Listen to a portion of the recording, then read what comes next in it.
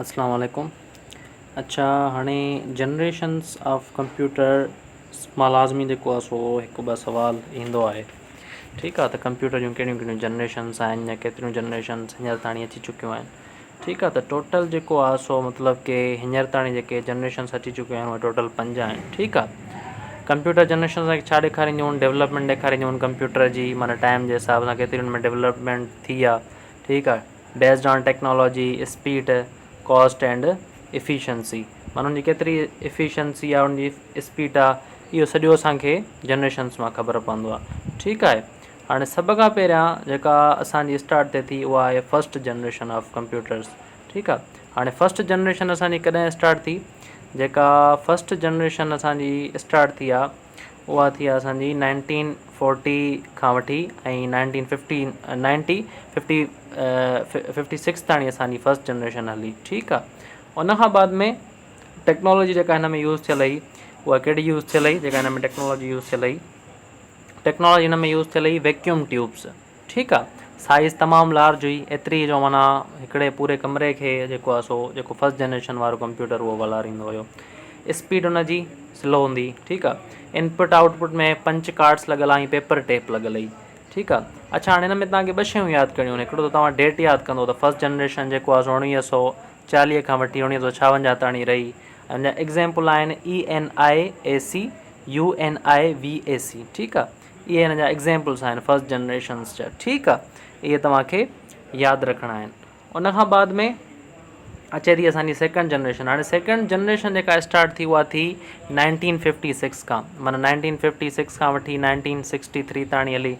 अच्छा, हिन में जे इहो सुवाल अची वञे त सेकंड जनरेशन में कहिड़ी टेक्नोलॉजी यूज़ कई वई, त हुन में ट्रांसिस्टर्स जेके आहिनि, ट्रांसिस्टर्स उहे यूज़ कया विया। ठीकु आहे, स्मॉलर हुई, थोरी फास्टर हुई, वधीक रिलायबल हुई वैक्यूम ट्यूब्स खां। जेकॾहिं उन जो असां ॿिन्हिनि जो मतिलबु की कंपेरिजन कयूं त उन खां बाद में इनपुट में हुन वटि बि पंच कार्ड लॻल आहे, प्लस में आउटपुट प्रिंट आउट्स बि हुन में प्रिंट आउट्स बि हूंदा। हाणे हिन में जेका यादि रखणियूं शयूं उहा टेक्नोलॉजी आहे, त भई ट्रांसिस्टर्स जेको आहे सो ट्रांसिस्टर्स या ट्रांसिस्टर्स कहिड़ी मतिलबु की टेक्नोलॉजी में यूज़ कया विया, त उहा कहिड़ी जनरेशन में, त उहा सेकंड जनरेशन में यूज़ कया विया। ठीकु आहे, हिन जा एग्ज़ाम्पल्स कहिड़ा आहिनि। अच्छा, चीपर हुई, पहिरीं खां थोरी सस्ती हुई। हिन में IBM, ठीकु आहे, 1401 यानी कि 1401 ऐं IBM 7094 7094 जेका एग्ज़ाम्पल्स आहिनि उहे आहिनि असांजा सेकंड जनरेशन जा। ठीकु आहे, उन खां बाद में थर्ड जनरेशन। हाणे जेका थर्ड जनरेशन हुई उनखे ICS बि चयो वेंदो आहे। ठीकु आहे, ICS बि चयो वेंदो आहे, यानी कि उन में जेका टेक्नोलॉजी आहे उहा ICS आहे। ICS जो मतिलबु छा आहे, इंटीग्रांडेड सर्किट्स लॻल आहे हुन में। ठीकु आहे, हिन में इंटीग्रांडेड सर्किट लॻल आहे, जीअं हुन में तव्हां पढ़ियो त हुन में जेका लॻल हुआ ट्रांसिस्टर्स लॻल हुआ, अहिड़े तरीक़े सां हिन में वरी असांजा इंटीग्रेटेड सर्किट्स लॻल हुया, जंहिंखे असां ICS था चऊं। हीअ नंढी हुई, थोरी स्मॉलर, फास्टर, मोर रिलायबल हुई, इंक्रीज़ स्टोरेज कैपेसिटी।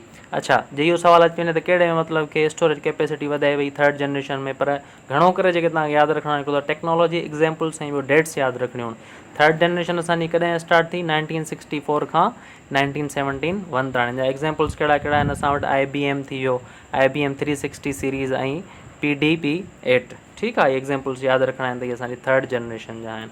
उन खां बाद में फोर्थ जनरेशन असांजी स्टार्ट थी 1971 खां वठी ऐं उहा 1980s ताणी हली। ठीकु आहे, टेक्नोलॉजी हिन में माइक्रो प्रोसेसर यूज़ कया विया। The technology was used in the fourth generation was micro processors. ठीकु आहे, हुन में माइक्रो प्रोसेसर्स यूज़ कया विया।